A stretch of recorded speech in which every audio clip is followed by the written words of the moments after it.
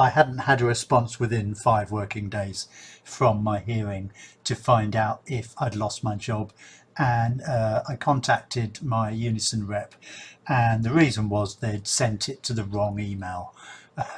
You like this, right? Knowing ME, knowing you, I, Alan Partridge, talk to ME sufferers about the condition. We intersperse it with their favourite pop songs, make it light-hearted, give them a platform. You've got to keep the energy up because you can't fail. No, you don't like it, that's all right. No. That's okay. Hello. Long COVID short chat. I realised my last video was I was very very downbeat, and I have to say I got a bit bored watching it myself when I was editing. So I'm gonna you've got to keep the energy up. So I'm gonna keep the energy up and try not to be too depressed. Anyway, the result is in. The funny thing is, no, the apt thing, not the ironic thing, is that I hadn't had a response within 5 working days from my hearing to find out if I'd lost my job. And I contacted my Unison rep, and the reason was they'd sent it to the wrong email. So there's probably some little guy in Croydon, who's a road sweeper, who thinks he's lost his job now as a ward manager. I'd be very confused. So there you go. I've lost my job. Who knew? I mean, I did know that was going to happen. Frankly, they have been quite generous. I feel they're giving me a good few months and letting me. Well, I suppose they'd have to let me have all my annual leave. I thought I would tell you, I'm not going to talk much more about the hearing because, as I said before, it is quite boring. But at the hearing there was, just so you get the sort of general idea, there was my Unison rep, my line manager, the HR person I've been dealing with, a senior HR person, and I think she was like a head of nursing. So there's quite a few people around this table, and as I think I said before, I didn't really argue much at all because I didn't feel there was a great deal I could say. But I think it might be interesting to let you know the whole sort of process and what happened. And there were things I could have complained about, and I still can appeal. But I sort of had decided not to complain because I wasn't convinced that the things I was complaining about were maybe sufficient, or that they were sort of all of them were that provable as such. I mean, they happened, but anyway, there's a lot of nuance in it, I think. So I did talk a bit before, I think, in my last video. So I probably got COVID in December 2019. I definitely had it was confirmed in March 2020. My long COVID symptoms started in May, but it's weird, long COVID. It took me a long time. It wasn't really until August, September time that I realised that I was really tired every day. And it wasn't because when you're shielding and you're off work all the time and you're at home, even though I was working from home, obviously there's a tendency to think, well, maybe I'm sleeping every afternoon because I'm not motivated, or I'm bored, or whatever.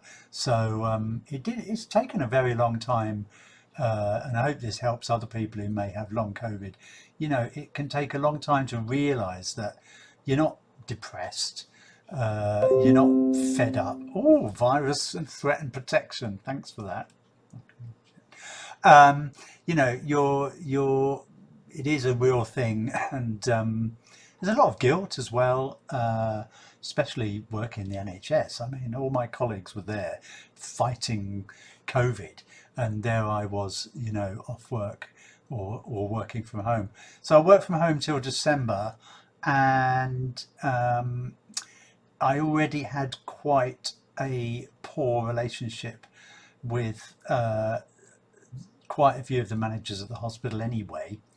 This video is gonna go into my bullying in the NHS. It's gonna cross the streams. Don't cross the streams. Yeah, I mean, essentially, I was harassed really by a head of nursing, and the next head of nursing who came along, and a deputy chief nurse, and a matron, and then the next matron who came along. So there were quite a few senior people who it felt like had it in for me, frankly. And so I had quite a bad time in about the 4 years leading up to COVID coming along, and I was already I was getting very stressed, very angry. I'm laughing because I had a go at one of my managers one day who said that I was, do you think you're oversensitive? And that it triggered me, and I had a real go at this person, because, this is the problem, I think, is that a lot of people who get promoted in the NHS aren't very sensitive. So, of course, when you're not very sensitive and possibly psychopathic, you do tend to consider normal people to be oversensitive, don't you? It's also a thing of, how dare you say I'm bullying you? I'm just doing my job well. And a lot of bullies, I think, do think that essentially the way they treat staff is how managers should be. You should be really tough on them and make them work really hard by basically being unpleasant. Some people probably think that. Some people probably just don't care and just like being unpleasant to people. I don't know. So I worked till December from home. It was quite frustrating. There was very little contact from managers, and most of it was sort of through email. I got some hassle about some stuff I was doing. I was monitoring sickness, and that was sort of unpleasant. And I think it's very easy. You can fall into this thing where, because nobody's really communicating with you, and even when they do communicate with you, it's not sincere, upfront, honest communication. You end up getting into this state of mind where you're like, you don't know really what anybody wants from you, and that's very disconcerting. And if you don't trust the people who are managing you, then obviously it becomes very difficult to know sort of what's going on, and how to behave, and how to do your job to the best of your ability. If you're not being managed, it's difficult. Anyway, so then I went down to half pay. This was June 2021, after being off for 6 months from the end of the year 2020, because I was working from home. It was too much, and I decided that that was it. I couldn't take it anymore. I was having to sleep every single day, and I wasn't able to do 7.5 hours 5 times a week. It was just impossible. So rather than sort of pretend I was and do the minimum, I just had to go off sick. And you've got to think about yourself and your own health. And that's one thing about this condition, is that the more you try and push yourself, the more tired you get. You can't fight through it and keep going and keep expending energy, because your reserves just aren't there. So half pay, got a letter from payroll. It was very stressful, of course, and I was very worried about what I was going to do. I had a phone call within a month or two of that from a senior person asking me, oh, we've got a nice little role, it's 23 hours a week. So that's about 2/3 of a full-time post, and it's quite a good job really. And I thought, well, I've gone down to half pay. This is going to be actually a little bit more than half pay.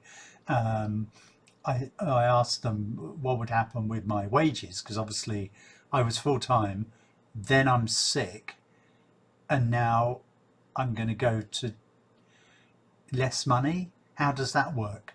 So I was told, well, don't worry, I think it'll be pay protected, which I assumed meant I would probably get paid full time, because it's not my fault I'm sick. And it's not my fault. My ward closed when COVID happened, so essentially my job disappeared. Also wasn't my fault.